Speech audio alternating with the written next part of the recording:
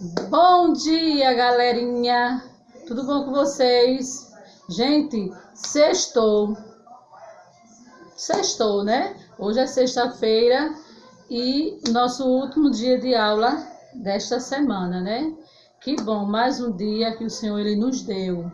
Graças a Deus estamos todos bem, vocês aí, eu aqui. Então o que nos resta é agradecer ao Senhor, né? E pedir que Ele venha nos proteger todo o final de semana e segunda-feira a gente esteja aqui firme e forte, tá certo, meus amores? Bom, minha gente, a gente vai começar com oração, tá certo? Que é muito bom quando a gente ora, pede a Papai do Céu proteção, que Ele ilumina nossas vidas, né? Que Ele guarda a nossa família, é muito bom. E aí a gente vai agradecer ao Senhor com o Pai Nosso, tá bom? Vamos lá? Eu e você e eu daqui e você daí. Vamos lá, fecha os olhinhos, como vocês queiram orar, vocês aí vão dizer, e nós vamos orar ao Senhor, tá bom? O Pai Nosso. Pai nosso que estás no céu, santificado seja o teu nome. Venha a nós o vosso reino, seja feita a tua vontade, assim na terra como nos céus. O pão nosso de cada dia nos dai hoje. Perdoai as nossas ofensas, assim como nós perdoamos a quem nos tem ofendido. Não nos deixas cair em tentação, mas livrar-nos do mal. Amém. Graças a Deus. Chegamos sexta-feira, gente. E como toda sexta-feira, a nossa aulinha hoje é de história, tá certo? E nós vamos fazer a página 34 e a 35. Tá bom, meus amores? História, página 34 e 35. O nosso assunto é Brasil, períodos histórico, tá bom? Brasil, período histórico.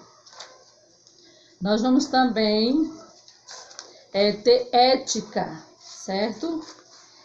Reforço, página 84 e 85. Reforço, página 84 e 85, tá bom? Vamos ter também ética, ok? Página 11 e 12. Ética, página 11 e 12, tá certo? Então, nós vamos ter hoje história, nós vamos ter reforço e vamos ter ética. Tá certo? Bom, meus amores, o nosso assunto é Brasil, períodos históricos, tá bom? Então, nós tivemos, né? Nós tivemos 3 períodos, tá certo? Nós tivemos o período colonial, que foi marcado pelas lutas entre os índios e os brancos, tá? Nós tivemos também o período imperial, que foi em 1808, e nós tivemos também o período republicano, que foi em 1889. Então, nós tivemos 3 períodos, certo? Então, foram esses 3 períodos que marcaram a história do nosso tão grande e bonito Brasil, tá certo? Então, vamos lá nos períodos. Para chegarmos ao que nós somos hoje, de fato, muita coisa aconteceu, certo? Tornamos-nos uma grande nação, com pluralidade de cultura imensa e com uma grande mistura de povos, tá certo? Então, até chegar onde eu e você chegou, até chegar hoje, né, houve uma pluralidade de cultura muito grande, uma diversificação de cultura muito grande. Então, assim, com essa diversificação, houve uma mistura muito grande entre os povos, tá certo? E a gente vai entender ao longo da aula, ok? Então, os primeiros anos de domínio português. Vamos conhecer esses primeiros anos de domínio português. Esse período, ele vai de 1500 até a 1534. Pode ser chamado de período pré-colonial, tá certo? Os portugueses envolvidos com o comércio asiático não tinham gente suficiente para iniciar um domínio efetivo no Brasil, né? Então, os portugueses, eles não tinham gente suficiente para efetuar, tá certo? Para efetuar esse domínio todo no Brasil. Então, o que foi que eles decidiram fazer? Todos os contatos eram feitos nas costas brasileiras, negociando com os índios a extração do pau-brasil. Então, o que acontece? Várias expedições mapeavam as costas brasileiras, tá? E eventualmente eram estabelecidas feitorias fortes que guardavam o território português das invasões francesas, tá? Então, todo o contato ele era feito nas costas, se negociando com os índios a extração do pau-brasil, que nós estudamos a aula passada, né? Então, esse pau-brasil, ele era muito importante. E, assim, era algo muito caro e muito explorado nessa época, tá certo? Então, o que acontece? Nessa época, foi muito importante a expedição comandada por Martins Afonso de Souza.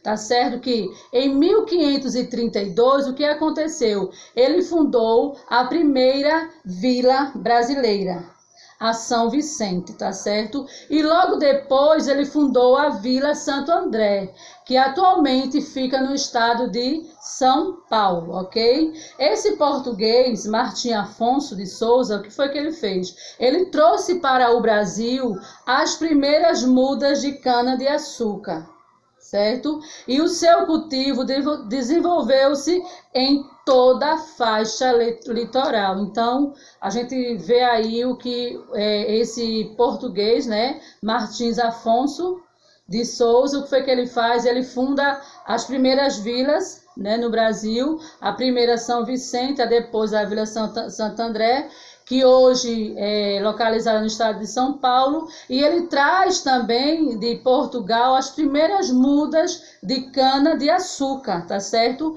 E que esse cultivo ele foi desenvolvendo em todo o litoral brasileiro. Durante muitos anos houve uma grande disputa, tá certo? Com os franceses, mas após várias lutas, os portugueses conseguiram expulsar. Tá certo? Então, a gente vê aí que após o cultivo da cana-de-açúcar, que foi muito forte no Brasil, né? Vários agricultores cultivavam, plantavam a partir das mudas que foram trazidas. Então, houve assim uma guerra muito grande, né? Entre os portugueses e também entre os holandeses. Então, o que acontece?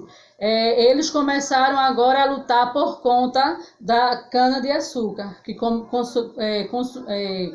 começou a subir, né? Começou a ser valorizado, tá certo?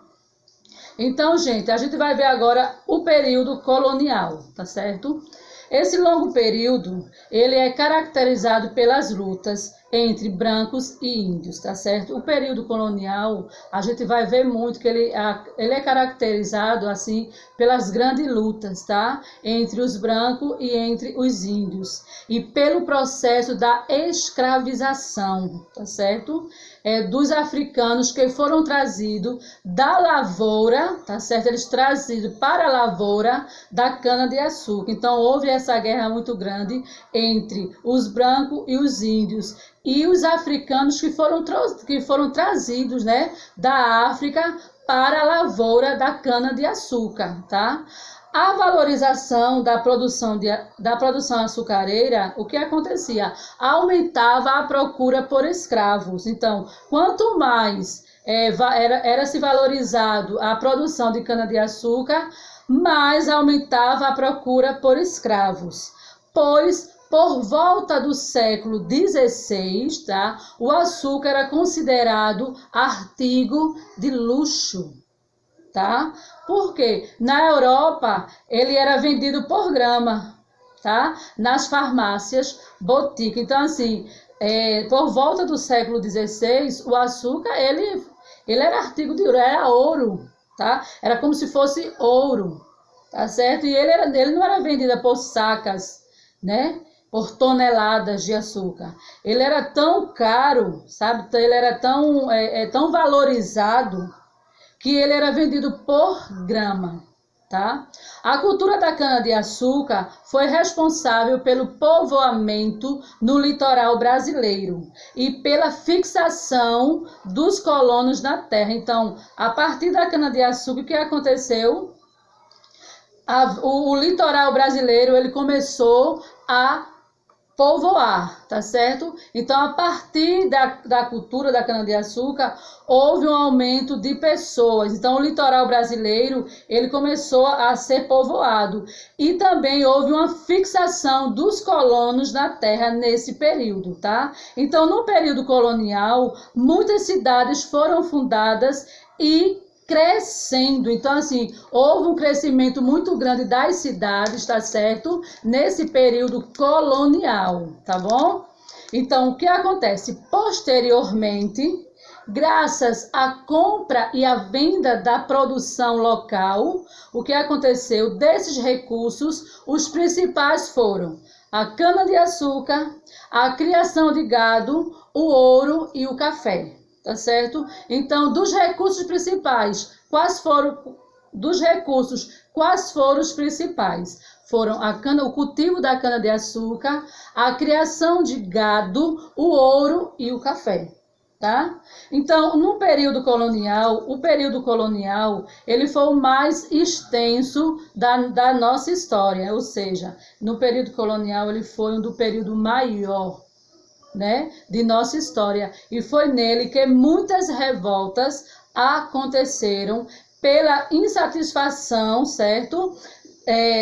Pela insatisfação, fruto de quê? Fruto do domínio português e da cobrança de imposto, que eles cobravam imposto altíssimo. Eles viviam no Brasil, viviam nas nossas terras, mas assim, o povo brasileiro, eles estavam muito insatisfeitos. Por quê? Pela cobrança de imposto, que era muito alto, e pelo domínio dos portugueses. Nesse período, o povo brasileiro miscigenando-se, ou seja, misturando-se as raças, foi no Brasil colonial que se deu a mestiçagem brasileira. E aí você pergunta, tia, o que é mestiçagem? O que significa miscigenação? Miscigenação. A tia vai explicar. É o processo ou resultado da mistura de raças pelo casamento de etnias diferentes. Ou seja, branco casava com índio, os negros da África casavam com os índios, casava-se com os brancos, e isso aí deu essa miscigenação, essa mistura de raça. Foi justamente nesse período onde o povo brasileiro, ele começaram agora a se misturar, as raças começaram a se misturar, as cores, tá certo? Então é por isso que, como a gente viu nas aulas passadas, o que acontecia? O branco com o negro, qual é a cor que dá? Mulato. O branco com o índio, caboclo ou mameluco. O negro com o índio, cafuzo. Então, há toda essa mistura, tá certo? De raças, que se deu justamente nesse período colonial, onde muitos, né, começou a se casar, a viver, né, e a ter filhos, tá? Branco com negro, negro com branco, e assim houve essa mistura de raça. Isso aí foi no período colonial, tá certo? Gente, nós vamos ver agora o período imperial, tá certo? Então, o que aconteceu nesse período imperial? Com a chegada de Dom João e a corte portuguesa em 1808, iniciaram-se várias mudanças políticas e administrativas no Brasil. Tá? Essas mudanças culminaram com a elevação do Brasil à condição de Reino Unido ao de Portugal, ou seja, então com essa chegada da família real, daquela corte portuguesa de Dom João, que foi em 1808, o Brasil, ele se elevou, tá certo? E como assim ele se elevou? Então, essa mudança, o que foi que aconteceu? Elevou o Brasil, e o Brasil agora passou a ser chamado de Reino Unido de Portugal. Nesse mesmo período, destacam-se as criações do arquivo militar, da imprensa régia, ou seja, era era justamente formada por 3 autoridades. O que era uma imprensa régia? Era uma junta formada por 3 autoridades que se encarregava de examinar do que era publicado. Então, assim, a imprensa régia, né, nesse período imperial, o que acontecia? Existia 3 autoridades que eles observavam, tá certo? Eles eram encarregados de examinar tudo o que iria sair em um determinado jornal. Então, em um determinado jornal, né, onde se imprimia várias coisas, o que acontecia? Eles não podiam falar contra a religião, eles também não poderiam falar contra o governo, e também não poderia falar contra os bons costumes, né? Então existia essa imprensa régia, onde eles era encarregado, né? Essas 3 autoridades eram encarregados de olhar, de observar, sabe, o que eles estavam imprimindo, porque não podia se falar mal do governo. Hoje a gente tem essa liberdade, né? A gente vê aí várias pessoas falando mal de político, de governo, e a gente vê isso aí, é normal. Nós temos essa liberdade hoje. Hoje nós temos essa liberdade, né, de poder falar, de poder se expressar. Só que nesse período imperial, existia a imprensa, sim. Porém, a imprensa, ela não tinha essa liberdade, né? A imprensa falava o que o governo imperial autorizava. E por isso que existia, né, uma junta de 3 pessoas onde observava tudo que se saía em um jornal, tá certo? Então, do banco também existia também, o que foi que existiu nesse período, o que foi que se destacou? O Banco do Brasil, fábrica de pólvora que foi instalada no Jardim Botânico, certo? E também as instalações das escolas médicas, tá? Do museu, da biblioteca real, da academia militar também e da academia de belas artes, tá certo? Então, esse foi o período imperial. Isso foi o que acontecia neste período, tá certo? Nesse período imperial, ainda estamos no período imperial, vou falar desse período imperial ainda, o que acontecia? Nesse período imperial, que foi um período relativamente curto, né? Então, assim, o período imperial ele não foi tão longo, tá certo? Ele foi um período mais curto, relativamente curto, né? Ele começou em 1822 e terminou em 1889. Que vai dar o quê? Uns 67 anos, certo? Esses fatos marcantes aconteceram em nossa monarquia, né? Que era o regime de governo em que o poder exercido era por reis ou imperadores. Então, o período imperial, ele era um regime de governo onde quem exercia, quem mandava, quem comandava era os reis e imperadores. Por isso que é um período imperial.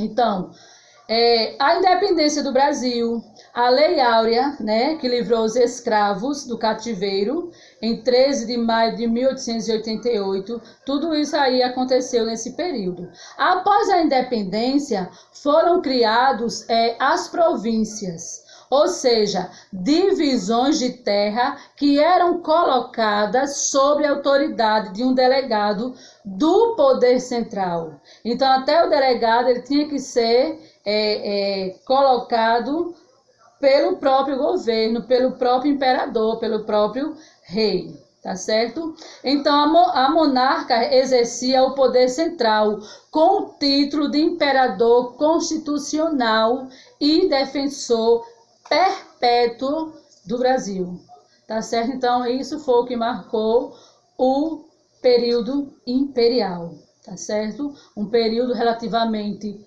curto, né, durando o quê? 67 anos, tá? Onde aconteceram várias coisas, onde o regime, né, o regime de governo, quem mandava, quem comandava, era justamente o imperador, o rei, tá certo? Esse era o domínio imperial, tá certo? Nós temos o domínio republicano, tá certo? O domínio republicano, esse período teve início em 1889, quando as Forças Armadas, comandada pelo Marechal Deodoro da Fonseca, derrubou a monarquia. Então, o que acontece?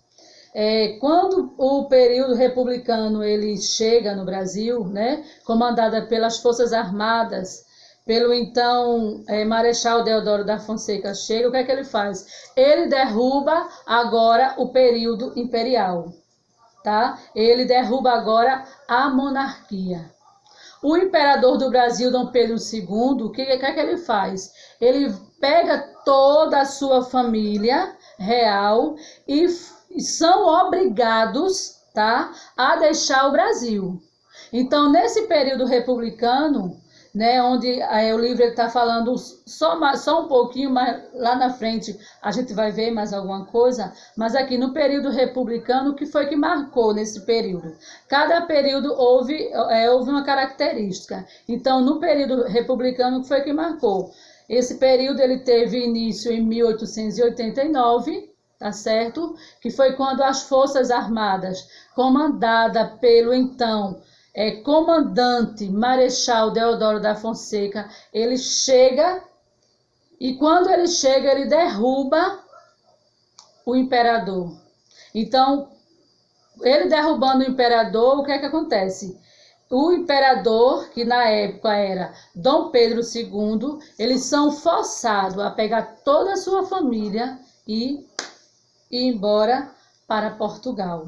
Então, assim, eles foram para Portugal depois que chega ao Brasil o período republicano, né, comandado pelo então comandante Marechal Deodoro da Fonseca. Tá certo, meus amores? Essa foi a nossa aulinha de história, tá bom?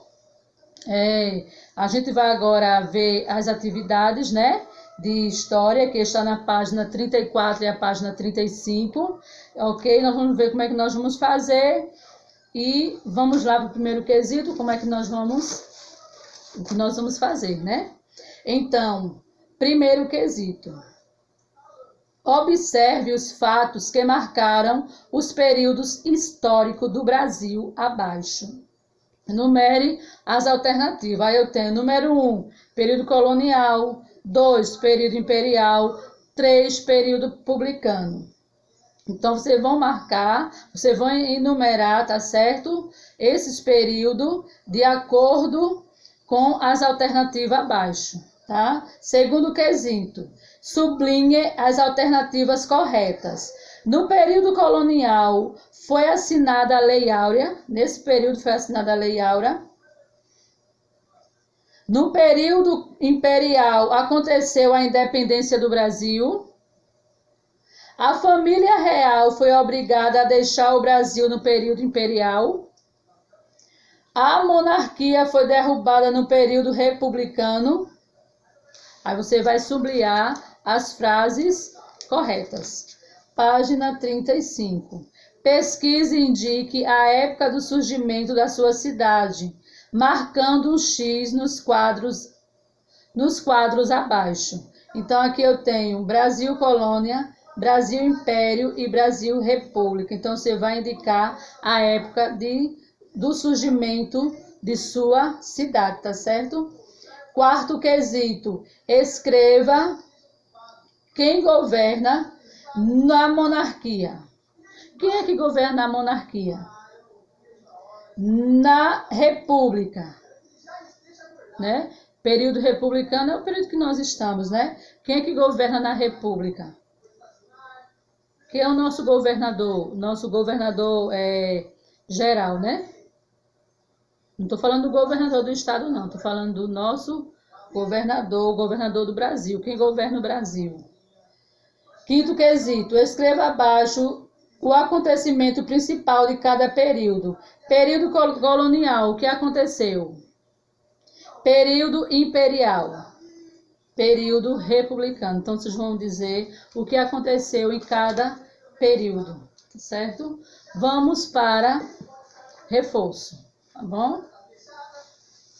Reforço, que é a página 84 e 85. Página 84 e 85. Primeiro, pinte as sílabas que formam as palavras que indicam o nome da primeira vila brasileira, fundada por Martim Afonso de Souza. Você vai pintar, né, as sílabas que indicam o nome dessa primeira vila, tá certo? Em qual período o povo brasileiro foi miscigenado, foi misturado? Em qual período? Terceiro, escreva 3 construções que destacaram no período imperial. Você vai escrever 3 construções que marcaram nesse período, tá? No imperial. Quarto, no período colonial, muitas cidades foram fundadas devido à compra e venda da produção local. Decifre os enigmas e descubra que produção foram essas. Então, você vai decifrar os enigmas e vai dizer quais são as produções que houve no período colonial, né? Onde muitas cidades foram fundadas devido à compra e venda de produção local. Você vai decifrar e vai escrever, tá certo? Quinto quesito, qual foi a importância para o Brasil da expedição de Martim Afonso de Souza? Então, o que foi que Martim Afonso de Souza fundou, né? Então, você vai escrever. Tá, meus amores? Aqui nós tivemos a aula de reforço, o exercício de reforço, na verdade. Nós tivemos a aula de história, certo? Junto com o exercício, e a de reforço, né? Que nós tivemos agora, tá? Nós vamos agora no livro de ética. Livro de ética. No livro de ética, na página 10, a gente vai ler um texto, Amigo na Escola, tá certo?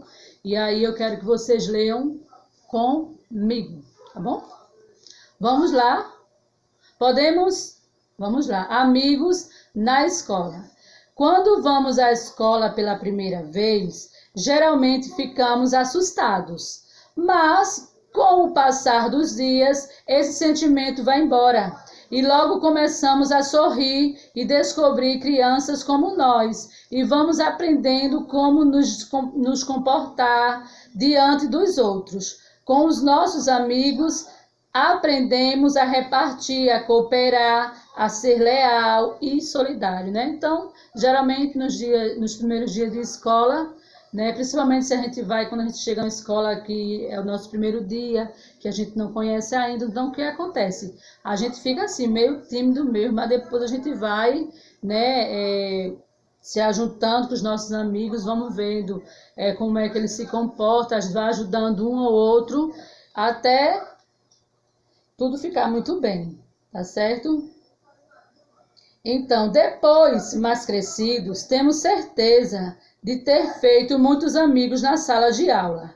Há amigos que começam a estudar na nossa sala da educação infantil e vão até o último ano na escola. Quem de vocês já tiveram um amigo que começou do infantil e no 4º ano vocês se encontraram?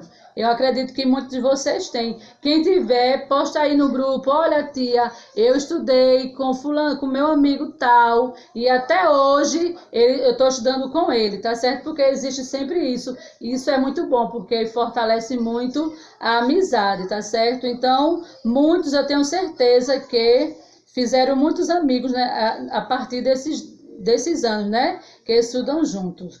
Né, amigos que começam a estudar desde o infantil e estão até agora no fundamental. Isso é muito bom.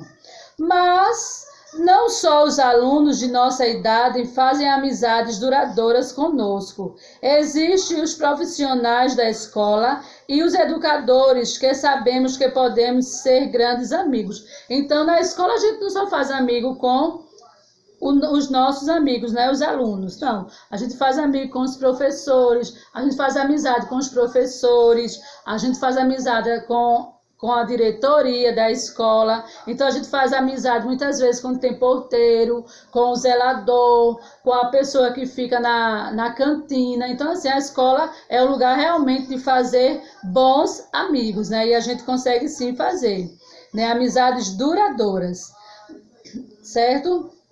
Então, basta adotarmos boas maneiras de conviver com os professores e funcionários, de modo que todos se sintam bem e respeitados, né? Então, assim, para uma boa amizade é necessário ter respeito, né? É necessário, né, a gente respeitar um ao outro, né? E aí essa amizade, ela vai perdurar, tá certo? Certa vez, um jovem voltou para visitar a escola onde passou toda a sua vida escolar. Quando chegou lá e foi até o parquinho em que brincava tantos anos, reconheceu uma funcionária com quem ele conversava todos os dias e até contava suas dificuldades e alegrias. Ela também falava de sua vida para ele. Quando a abraçou, ela chorou de saudade. Ele sabia que ali estava uma grande amiga que o ajudou a crescer como um cidadão de bem. Então, gente, isso é muito bonito, né? Então, assim, essa história é muito linda porque ela conta de um jovem que voltou para visitar a escola onde ele estudou há muito tempo, tá certo? E encontrou essa funcionária, né? Com quem ele conversava muito, com quem ele contava das suas dificuldades, das suas alegrias, e ela também. E aí, quando ele chega, volta para a escola para fazer uma visita, ele encontra essa pessoa, essa amiga que ele fez de muito tempo, desde criança, e cresceu com essa amizade. E aí eles se abraçam e choram muito. E isso aí é muito importante, né? Porque ele sabia que ali estava uma grande amiga que ajudou nos momentos mais difíceis, né? Nos momentos que ele precisava. Então, geralmente é isso, né? Então, muitas vezes comigo acontece da mesma forma, né? Eu não ensinei só no ECD, eu ensinei em outras escolas e muitas vezes eu encontro meus alunos nas redes sociais, né? Eu não sei como, mas eles me reconhecem. Às vezes eu fico pensando, meu Deus, quem é? E aí depois a memória ela começa a chegar e aí eu vejo que coisa linda, né? Então, assim, me chamam para visitar a sua casa, já tem alunos casados, mostram seus filhos formados, né? Então, isso aí, gente, é amizade, sabe? São amizades duradouras, onde muitas vezes a gente se encontra e faz aquela festa, tá certo? Então, isso também acontece comigo e eu sei que irá acontecer com vocês, né? Então, alunos que eu ensinei em 98, vocês não eram nem nascidos. E aí eu encontro eles nas redes sociais e a gente bate aquele papo lindo e eu vejo que ali há sim uma grande amizade. E ali foi formado um elo, sabe? De uma amizade muito grande e isso acontece com vocês e isso acontece conosco e isso é muito bom, né? Isso é muito bom porque aí quem é que não gosta de ter amigos, não é verdade? Vamos lá. Minha escola. Quando acordo de manhã, tomo banho e vou comer, porque muita coisa hoje vou aprender. Na escola vou falar e escrever. Nela eu aprendo a somar, subtrair e dividir. O meu lanche com o meu amigo Caio. Nela é onde escrevo o meu futuro. Imagino ser doutor,